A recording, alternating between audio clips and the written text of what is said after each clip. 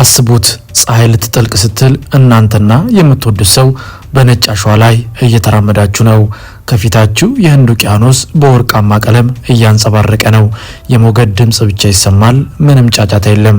ይህ ፊልም አይደለም። ይህ ዛንዚባር ነው። በየዓመቱ በሺዎች የሚቆጠሩ ፍቅረኛሞች የጫጉላ ሽርሽር ለማሳለፍ የሚመርጧት፣ አንዳንዶች ደግሞ አንድ ጊዜ ብቻ ሄደው ለመመለስ የሚያስቡባት የአፍሪካ ሰማያዊ ገነት ዛንዚባር። ለመሆኑ ዛንዚባር በእርግጥ ምን ያህል ልዩና ውብ እንደዚሁም ተመራጭ ቦታ ናት? ይህንን መረጃ በዛሬው ፕሮግራማችን ላይ እነግራችኋለን። ዛንዚባር ደርሶ ለመመለስና ለመዝናናት ምን ያህል ወጪ ይጠይቃል? ይህንንም አካተን ወደ እናንተ መተናል። እስከ ፕሮግራማችን ፍጻሜ ድረስ አብራችሁን ቆዩ። ዛንዚባር በህንድ ውቅያኖስ ውስጥ የምትገኝ ውብ ደሴት ናት። ከአዲስ አበባ በአየር መንገድ ከ2 እስከ 3 ሰዓት ብቻ ትርቃለች። ይህም ለኢትዮጵያውያን ወደ ባህር ዳርቻ ለመሄድ በጣም ቅርብ ከሆኑ መዳረሻዎች አንዱ ያደርጋታል። ብዙ ሰዎች ዛንዚባርን የአፍሪካ ማልዲቭስ ብለው ይጠሯታል። ምክንያቱም በዓለም ላይ ካሉ እጅግ ውብ የባህር ዳርቻዎች መካከል የሚጠቀሱ ዳርቻዎች አሏት። ነጭ አሸዋው እግሯችሁን እንደ ጥጥ ይለሰልሳል። የባህሩ ውሃ ደግሞ በጣም ግልጽ ስለሆነ አሳዎቹን እስከ ታች ማየት ይቻላል። ፍቅረኛሞች ዛንዚባርን የሚመርጡበት ዋና ምክንያት የምትሰጠው የፍቅር አየር ነው።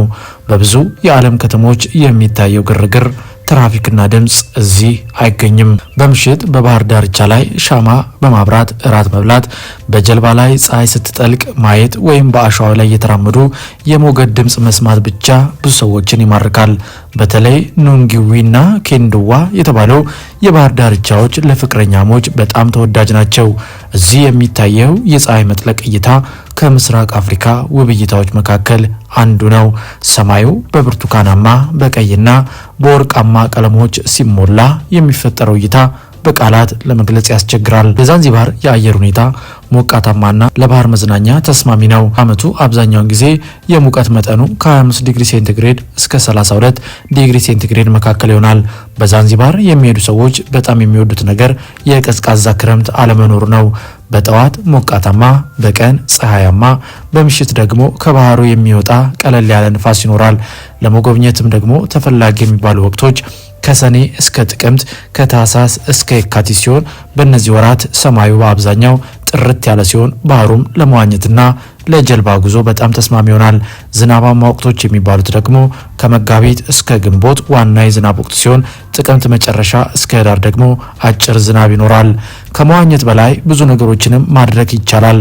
በኮራል ሪፎች መካከል ስኖርክሊንግ ማድረግ፣ በባህሩ ውስጥ የሚኖሩ ባለቀለም አሳዎችን ማየት፣ ዶልፊኖቹን መመልከትና በባህላዊ የስዋሂሊ ጀልባ የባህር ጉዞ ማድረግ ይቻላል። ዛንዚባር የባህር ዳርቻ ብቻ የሚታይባት ቦታ አይደለችም። በዚህች ደሴት ላይ ታሪክና ባህል በሁሉም ቦታ በግልጽ ይታያል። ስቶን ታውን የተባለችው ታሪካዊ ከተማ በጠባብ መንገዶች፣ በአሮጌ ህንፃዎችና በውብ የእንጨት በሮች ትታወቃለች። በዚህ ሲራመዱ እንደ 100 ዓመታት ወደ ኋላ የተመለሱ ይመስላል። ዛንዚባር በቅመማ ቅመም እርሻዎቿም ትታወቃለች። ለዚህም ነው የቅመማ ቅመም ደሴት ተብላ የምትጠራው። ቁርንፉድ፣ ቫኒላ፣ ቀረፋና ሌሎች ብዙ ቅመሞች እዚህ ይመረታሉ። በእርሻዎች ውስጥ ሲጓዙ የቅመሞቹን ሽታ በቀጥታ ማሽተት ይችላሉ። ሌላው ደግሞ ልዩ ነገር የሚታየው የጃይንት ቶርቶይስ ወይም ግዙፍ ኤሌዎች ናቸው። አንዳንዶቹ ከ100 ዓመት በላይ እድሜ ያላቸው። ይህ በብዙ የአፍሪካ የባህር መዳረሻዎች የማይታይ ልዩ ተሞክሮ ነው። ስለ ወጪ ስናነሳ ደግሞ ዛንዚባር ሙሉ በሙሉ ርካሽ አይደለችም፣ ግን ከማልዲቭስ ከሲሼልስ ወይም ከብዙ የአውሮፓ የባህር መዳረሻዎች ጋር ሲነጻጸር በጣም ተመጣጣኝ ናት። ለ5 ቀን ቆይታ ከ800 እስከ $1700 ያህል በጀት ቢኖር በምቾት መጎብኘት ይቻላል። ዛንዚባር የባህር ዳርቻ ብቻ አይደለችም፣ ፍቅርን የምታበረታታ፣ ታሪክን የምታስታውስ፣ ተፈጥሮን የምታሳይና ሰዎች ከዘመናዊ የህይወት ግርግር ለጥቂት ቀናት የሚያመልጡባት የአፍሪካ ገነት ናት። ምናልባት ቀጣዩ የእረፍት ጉዞ ወደዚች ውብ ደሴት ሊሆን ይችላል።